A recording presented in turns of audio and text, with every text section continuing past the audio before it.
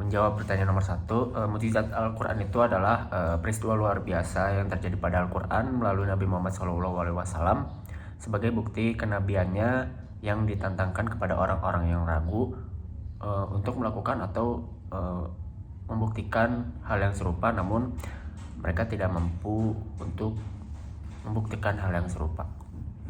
Dari segi-segi mukjizat Al-Quran mungkin ada beberapa, seperti dari gaya bahasanya yang mungkin pada saat itu membuat orang Arab sangat kagum terhadap bahasa Al-Quran. Lalu segi hukum ilahi yang sempurna, di mana Al-Quran menjelaskan pokok-pokok akidah, yaitu norma-norma keutamaan. Selain itu juga ada sopan santun dan undang-undang ekonomi, politik, dan masih banyak yang lainnya.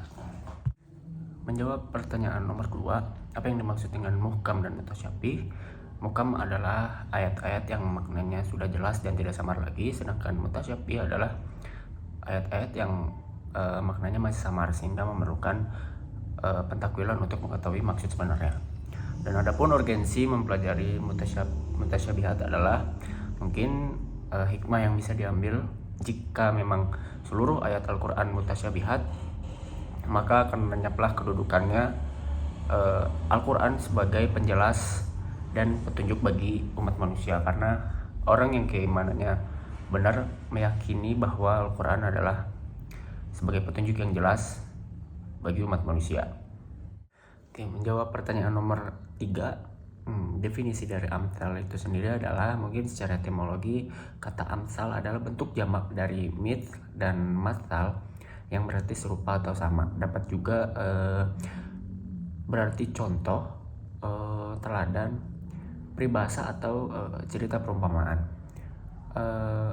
Mungkin berbagai macam dari amsal itu sendiri, yaitu yang pertama ada amsal al-musarohah, lalu amsal kaminah, dan juga al-amsal mursalah. Oke, menjawab pertanyaan nomor 4, pengertian aksam pada Al-Quran. Aksam Al-Quran adalah salah satu dari ilmu-ilmu Al-Quran yang membahas tentang arti, maksud, dan hikmah sumpah-sumpah Allah yang terdapat dalam Al-Quran. Mungkin hikmah dari sumpah Al-Quran itu sendiri adalah diantaranya menghilangkan keraguan, meninggalkan syubhat, menegakkan argumentasi, dan masih banyak lagi.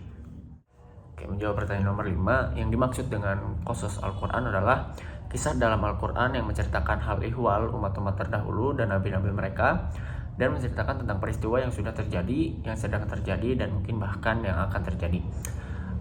Tujuan dari kisah dalam Al-Quran itu sendiri adalah memberikan argumen yang kuat kepada manusia bahwasannya Al-Quran adalah bukan karya manusia, melainkan adalah wahyu dari Allah yang diturunkan kepada Nabi Muhammad SAW.